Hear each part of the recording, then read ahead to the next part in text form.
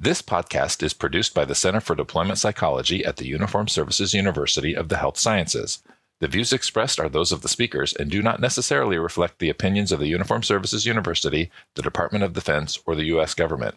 In addition, references to any specific companies, products, processes, or services does not necessarily constitute or imply endorsement by the Uniformed Services University, the Department of Defense, or the U.S. government. Welcome to CDP's podcast, Practical for Your Practice, where we give you actionable intel to support what you do, one colleague to another. Welcome to Practical for Your Practice, everybody. I am Dr. Kevin Holloway here at CDP. I'm joined as, I was going to say as always, but more like frequently with my brilliant colleague, Dr. Jenna Ermel. Jenna, welcome. As frequently as you'll let me get in here. Yes. Thanks, Kevin. Excited to be here today. Or as much as you'll tolerate me. Glad to have you. How are you feeling today? I am excited to be with some Air Force brethren. So this is good. Some as a former Air Force psychologist, it's good to get back into the game with these folks. For sure. I was kicking around ideas of saying I'm feeling intensely. I'm having intense emotion with curiosity and excitement because I'm really, really interested in the topic of unified protocol, transdiagnostic treatment for emotional disorders. So we're welcome Dr. William Isler, retired colonel in the Air Force, is joining us today, and also Dr. Adam Hodge, who is a captain in the Air Force. Welcome to both of you. Hi, thank you very much. Happy to be here. Yeah, thanks, Kevin. Thanks, Jenna. So, just to get us started, could you both just give us a little bit of a background of who you are and what your background is with relation to unified protocol or even just military mental health? Dr. Isler, want to go first? Yeah, I'll start off. I retired from the Air Force after 24 years and was the consultant for the last 4 years and was really interested in, how can we help the clinics? Our clinics are being overwhelmed. So actually at the time when I got interested in transdiagnostic therapy and the unified protocol was when I was a flight commander at Wilford Hall, and I was working there with Tim Rogers, who also worked Center for Deployment Psychology, and we're discussing it, and we're like, well, what could we do? How could we funnel most patients into a class instead of having all these independent groups that we had trouble training towards? So he actually developed the first unified class, and we did that just a couple of iterations. It was very challenging, but we got some funding later on in about 2017. And by 2020, we had finished our pilot project for this group therapy and have found that it's been, pretty helpful. So we're really glad to be here with you guys today. Captain Hodge is on the front leading edge of delivering this care. So Captain Hodge, tell us about yourself. Yeah, so I am probably just a beneficiary of Dr. Isler and his work with the Group Unified Protocol. Recently graduated the residency program at Wright-Patterson in 2022. And so I'm in my third year, but I've been able to deliver somewhere around 20 plus groups and really have just fallen in love with the Unified Protocol and specifically the group version that was created for the Air Force.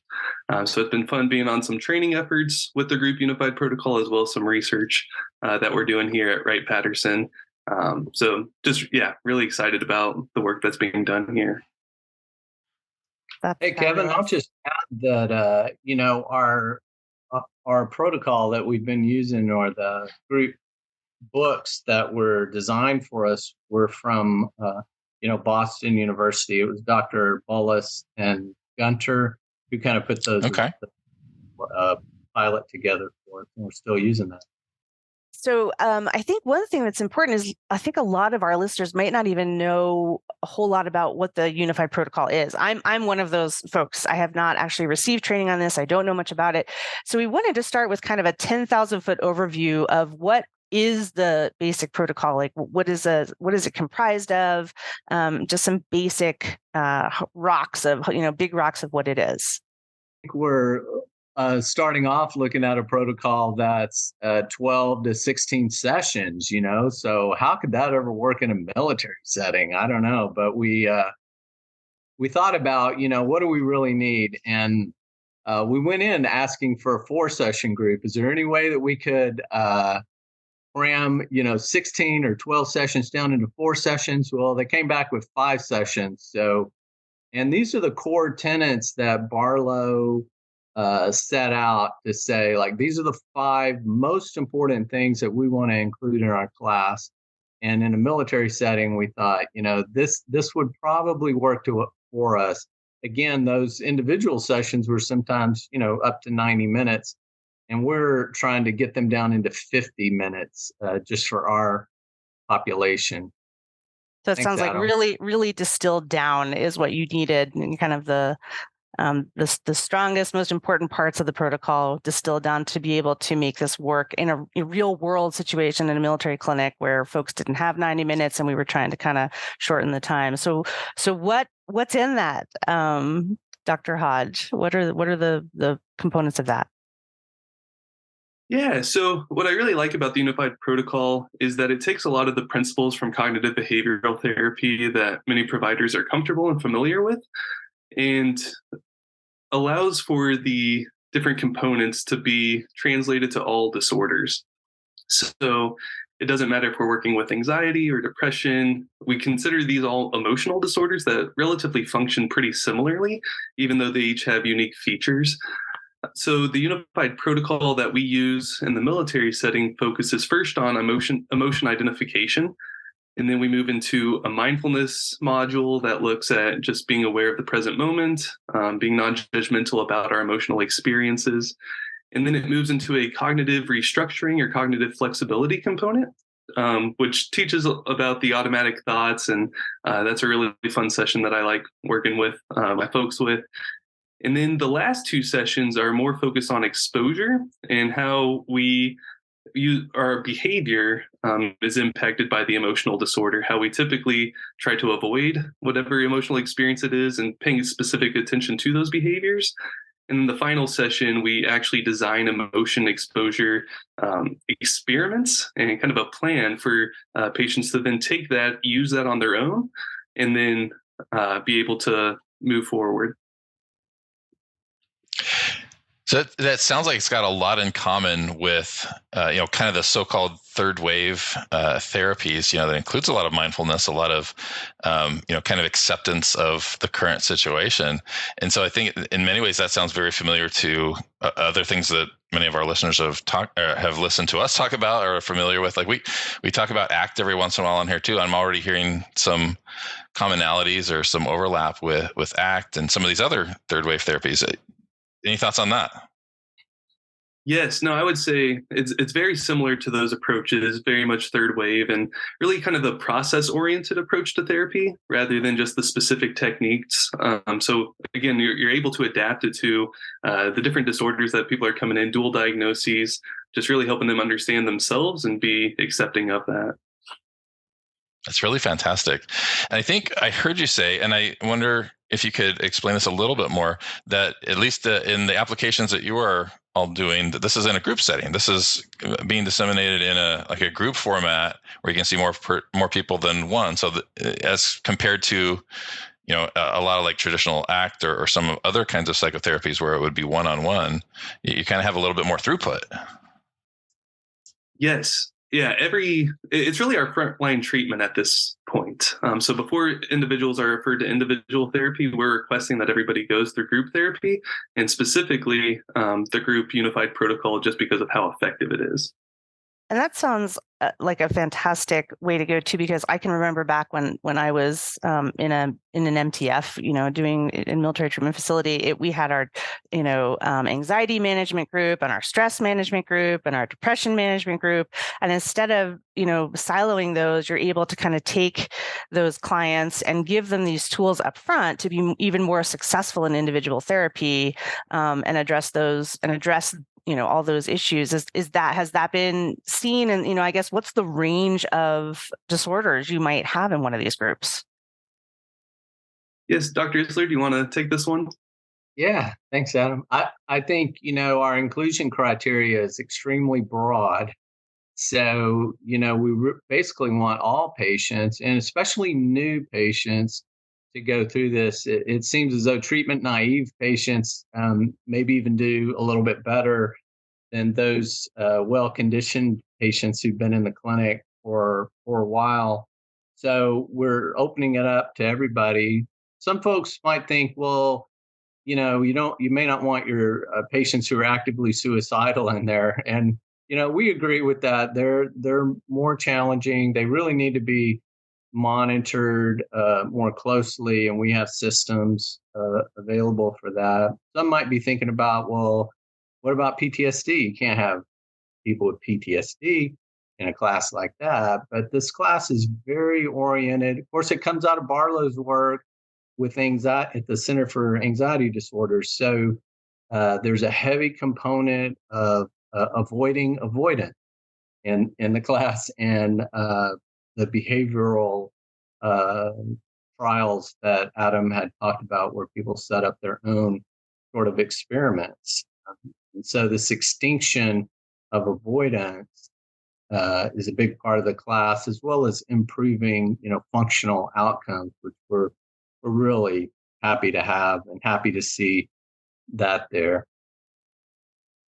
I think, too, so our listeners are not going to be surprised at this. Jenna and I are both instructors at CDP for prolonged exposure therapy. And of course, as I'm learning more about unified protocol, I'm again seeing a lot of overlap there as well, right? About kind of the tendency to avoid distress and anxiety, or kind of engaging in artificial means to try to manage that distress tends to be the thing that's causing the problem, not so much the intense emotion itself, and kind of, learning how to sit with that discomfort, learning how to tolerate and survive that, and be able to reframe that in a way that's functional. Certainly, again, as I've been reading the Therapist Guide to get familiar, because I wanted to come to this episode a little, informed, and reading through, I'm like, wow, that's so similar, that's familiar, and this is something that really does map onto kind of how. At least how I approach therapy and my worldview and resonance. And so I'm wondering, again, too, like other therapists that you've worked with or kind of spun up on being able to provide this therapy, how does that land? I think for the individuals, at least within our clinic, is everybody likes something about group up. No matter what theory they're coming from or which practice they typically like to use in their individual work, they can kind of tailor that and use the group up or group unified protocol components and kind of tie that into what they think, how they think about problems. And then again, just use those mechanisms, use those processes to really impact change in the folks that participate in the group. There's probably also some transfer of those skills back into individual therapy, which we're really very happy to see that as our providers learn how to deliver the skill set to their patients. They're kind of following up with their patients in individual therapy and then using it even with those who haven't had a chance to go through the class yet. So Dr. Isler, you mentioned a little bit earlier that one of the reasons that you all started to look into the unified protocol, and particularly for like a group application of the unified protocol, is just that some of the clinics at military treatment facilities are a little bit, I don't know if you use the word overwhelmed, but there's a lot of folks seeking care, and there tends to be a bit of a shortage of services available, not just at individual MTFs, but even outside in the civilian population too. We're hearing a lot about kind of limited capacity for the number of folks that are seeking care. And so I wonder if you could talk a little bit about that. What were some of the, the motivations to be looking into doing a group up, but also just what are some of those conditions, the changing conditions? I mean, for many years, we all focused on these diagnosis specific protocols, and particularly with regards to things that a lot of our service members were experiencing, PTSD and depression and others. And it seems like there was some almost like a bit of shifting in conditions on the ground that necessitated looking into doing group up. And I wonder if you could talk about some of that. Well, you're so right, Kevin. Thank you for that question. The tsunami of care that was approaching us, even before COVID, but now afterwards, really demanded some sort of shift in the delivery system of care. We've been stuck in that 50, 60-minute hour, for so many years. How can we deliver care in a more targeted and team-based way? And the Air Force kind of took that and added this class as a way of having most patients with the ability to get care quickly and get some efficient and effective delivery of care. So, having the non-diagnosis specific groups, in some way, those haven't gone away. We still have those available and they're utilized, but many patients respond effectively and quickly to this 5-session class, and we're happy. And Adam will tell you a little bit about some of his research, but it also reduces training time. You can have providers rotate through. There's a one class that many of them can learn, and like I said, use those. And it really does increase our efficiency in the clinics, but also reduces some waiting time for patients. And it's very evident that what we're trying to implement in the targeted team-based care is a more stepped care approach, that not everybody needs everything that we have to offer, and we want to vector them or get them to the right level of care at the right time. So I'm sold. I mean, I'm so excited to learn more. I'm really, really glad we had you on this episode to kind of give us the foundations and, more importantly, really talk about the application of this and how it could make a huge difference in somebody's, whether it's private practice or group practice or in a military treatment facility, and being able to do it in the group format, I think has so many wonderful components. Also, just what clients might learn from each other as they're struggling to figure out some of these things, and they're seeing it's not going perfectly for all the other the other people in their group as well. So I think that it makes a ton of sense, and it sounds like a lot of us could use this and apply it. I also imagine it hasn't always been rosy or gone swimmingly and perfectly as you've tried to implement this, either on an individual basis or as you're, kind of Dr. Isler was referring to, trying to solve some of this, throughput issue and getting people into these groups.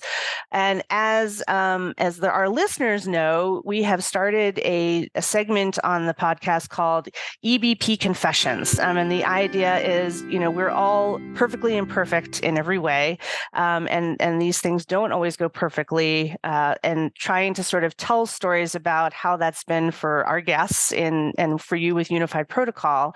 Can you think of a time, one of you maybe, or an example of when delivering Unified Protocol or up group, which I really group up, kind of went sideways a little bit, didn't go exactly as you planned, and maybe sort of the outcome of that for our listeners? Yeah. So I would say, from my perspective and just some of my involvement with the group Unified Protocol, the first challenge that I have is getting people excited about doing group therapy. There's a lot of expectations, probably some of what you've seen in the movies, about what group therapy is like. And so when somebody comes to the clinic, does an intake, and at the end, you try to get them really excited about going and sharing their problems with a group of people, that's always a challenge. I've had a lot of people show some resistance to that. It wasn't what they were expecting. They were expecting kind of the typical individual care. But we really do see the group Unified Protocol as the treatment. We expect for our folks to be done in the 5 sessions. And so part of that is just kind of having this sense of confidence yourself of, this is a great treatment. People do learn from each other within the group, and we do expect for people to get better. So one quick story, I remember having a hard time selling the group to an individual I did an intake with. And I was like, this will be great. So you can have the opportunity to share with others. You don't have to share if you don't want to, but you'll probably benefit more from sharing. And they were a little bit nervous. They kind of expected the group to be 6 to 8 people, which is typically how large our groups are. And I ended up teaching the same group that I referred this person to. And it was me, this individual, and then one other person. And I just remember thinking in the group, gosh, I didn't sell this very well. It's not actually group treatment. They're going to be doubting the type of care that we can provide. And honestly, that first group session was just really awkward. Just a lot of getting to know you. We had a little bit too much time probably to just talk about what was bringing us to treatment and what we hope to get from the group. And so I think just rolling with that group therapy is different than individual therapy. You're developing relationships with all the individuals in the group, as well as trying to have a strong sense of group cohesion and good group dynamics. And that's just a challenge, especially with just 3 people, and one of those is me. So it's a neat time to be interactive, though, to be creative. You're always on your toes trying to catch what people are saying and then to be able to respond effectively. But yeah, I think just trying to figure out yourself, what's it like for me to be a group therapist, and then also trying to get other people on board of group therapy is effective. We know through the research it's just as effective as individual therapy. So how do we start to kind of shift this dynamic when people are wanting and expecting individual therapy? That's great point. And I was going to ask, how did the group finish up? I mean, did they finish out the group, and did you run more groups, or was that the end? Did you throw your hands up? No, yes. The group actually went really, really well. The first 2 sessions, I think it was just a little bit, it just felt awkward. Like, how much time are we supposed to spend talking about ourselves? But I think by the 3rd session, I remember both of the group participants just felt comfortable with one another. We're talking while I was looking over their screeners and just kind of created some banter back and forth between each other. So they still found it effective and gained at least one positive relational experience from the group. So it ended up going very well. And neither one of them actually asked to go into individual therapy afterwards. They both thought that the treatment, that they got what they needed and that they could use those exposure activities at the end to really set them up for success in the future. That's really fantastic. I think what I'm hearing a lot of is that, again, as people are learning and implementing the skills from group up, that in many ways they become their own therapist after the group is over. And some will go into individual therapy, but many will be able to continue to apply those skills beyond the group. Am I hearing that right? Yes, that's been my experience. I remember also having one individual that was in the group that had been into therapy previously with an individual therapist. And once we got through the first or second session, I remember them telling me, like, I think I know everything that you're about to share within this group. But by the end, we really had set it up where they had a really good game plan with those exposure activities, that they were like, okay, this was just nice to kind of have these skills reiterated, to remind myself what tools I have available, and then to build that sense of confidence that, yes, I can go out and tackle some of these problems. That's so great. Well, so yeah, I mean, I'm like Jenna, I'm sold. And I'm, like I said, I got really excited as I was learning about unified protocol in general, but also hearing about the kind of the group application there. And it, as Jenna mentioned, this may be really new to a lot of our listeners. So how do they learn more about unified protocol, or where can they get training if this is something they're interested in developing skills in and being able to offer? Well, those within the military, DHA is planning a rollout of targeted team-based care, and part of that is going to be the group UP. So there'll be some training provided there through the Defense Health Agency. But also, Adam, can you say anything about just there's some online trainings that are available through the Institute for Transdiagnostic Therapy? Yeah. So yes, with the DoD and with the DHA rollout, of the targeted care, there's ongoing efforts trying to get people access to that training for CE credits. So that, I think that could be a huge resource. But yes, the Unified Protocol Institute, they have a website that really has a lot of free materials to kind of use. So that's more for the individual protocol. But I think, again, the same principles apply to the group. We just have it distilled more into the 5 modules that we've discussed. But there's so many free online resources there. The individuals at the Institute are also very passionate about the unified protocol. And so they've been very responsive whenever we've emailed them with questions or asked them to just kind of engage with us on some of the care that we're doing here at Wright-Pat. We've been able to set up Teams meetings and things like that. And they're really interested and engaged with wanting to see how this group unified protocol rolls out in the military. So reaching out to them directly, again, they're very responsive, and they try to make their materials free and easy to access, easy to understand for folks. That's really fantastic. And we'll, as we've done with previous episodes, listeners, we're going to put resources and links in the show notes that'll go with this episode. So this is unifiedprotocol.com. I believe, correct me if I'm wrong, this is the URL for the Unified Protocol Institute, where you can access a lot of those resources. And then the Therapist's Guide, this is for individual therapy, the Unified Protocol for Transdiagnostic Treatment of Emotional Disorders, 2nd edition by David Barlow et al. It's a long list of names. I don't want to leave out a bunch of names, but it'll take a long time to say them all too. But those are some of the resources we'll list in the show notes as well. And I guess just trying to make it clear that right now this group manual that you've mentioned, Kevin, is not really available for purchase on Amazon or anything, but like you mentioned, those therapist manuals are there that people can purchase and kind of look at the basic outline of individual and start to work on that and hone their skills, I think. And it may not be long until this manual's kind of out there for many other people to try and use. That's fantastic. So up and coming, keep an eye out, watchful for the group protocol.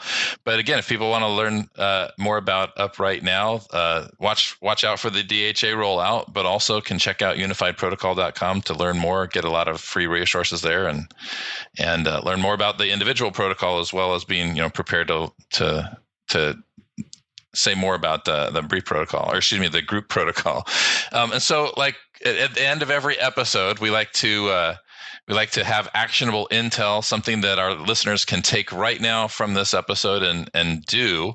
And it sounds to me like probably one of the most important things, one of the most useful things people could do is go check out the website, unifiedprotocol.com. Would you agree, or anything you would add to that? No, I think that's very good. That's very good advice. And I think looking for, as they kind of peruse that, what is one thing that maybe I could implement with a patient today that I see here? They have plenty of free handouts, like you said, but just the concepts. There's likely one concept that someone will run across and go like, "Hey, this looks good. Let me work on this." Absolutely. Thank you so much, both of you, for being here. This is, like I said, I'm experiencing intense emotions, but they're positive. I'm interpreting them as positive. So thank you all for being here. We appreciate you telling us about the Unified Protocol and the group work that you're doing, the fantastic work you're doing in rolling that out.